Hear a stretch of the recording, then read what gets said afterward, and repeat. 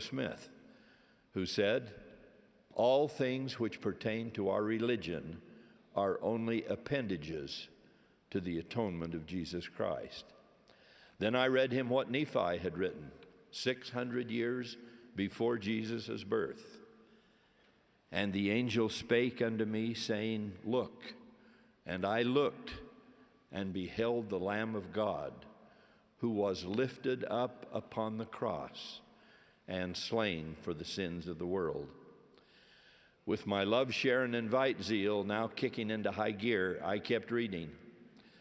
To the Nephites in the New World, the resurrected Christ said, "My Father sent me that I might be lifted up upon the cross, that I might draw all men unto me, and for this cause I have been lifted up."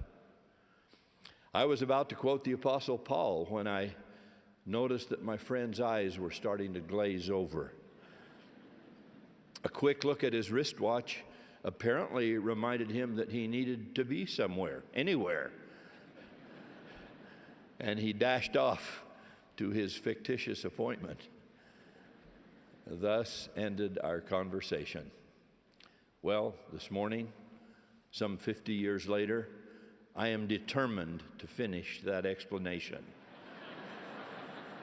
Even if every single solitary one of you start looking at your wristwatches. Now, as I attempt to explain why we generally do not use the iconography of the cross, I wish to make abundantly clear our deep respect and profound admiration for the faith-filled motives and the devoted lives of those who do. One reason we do not emphasize the cross as a symbol stems from our biblical roots. Because crucifixion was one of the Roman Empire's most agonizing forms of execution, many early followers of Jesus chose not to highlight that brutal instrument of suffering. The meaning of Christ's death was certainly central to their faith, but for some 300 years, they typically sought to convey their gospel identity through other means. By the 4th and 5th centuries, a cross was being introduced as a symbol of generalized Christianity. But ours is not a generalized Christianity. Being neither Catholic nor Protestant, we are rather a restored church, the restored New Testament church. Thus, our origins and our authority go back before the time of councils and creeds and iconography. In this sense, the absence of a symbol that was late coming into common use is yet another evidence that the Church of Jesus Christ of Latter-day Saints is a restoration of true Christian beginnings.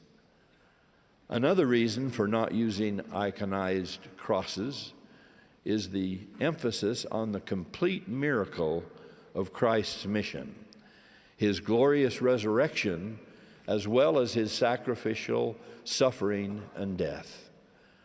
In underscoring that relationship, I note two pieces of art that serve as backdrops for the First Presidency and Quorum of the 12 Apostles in their sacred weekly temple meetings each Thursday in Salt Lake City.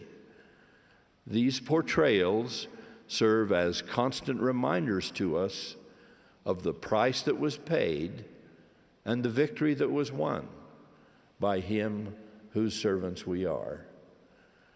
A more public representation of Christ's two-part triumph is our use of this small Thorvaldsen image of the resurrected Christ emerging in glory from the tomb with the wounds of his crucifixion still evident.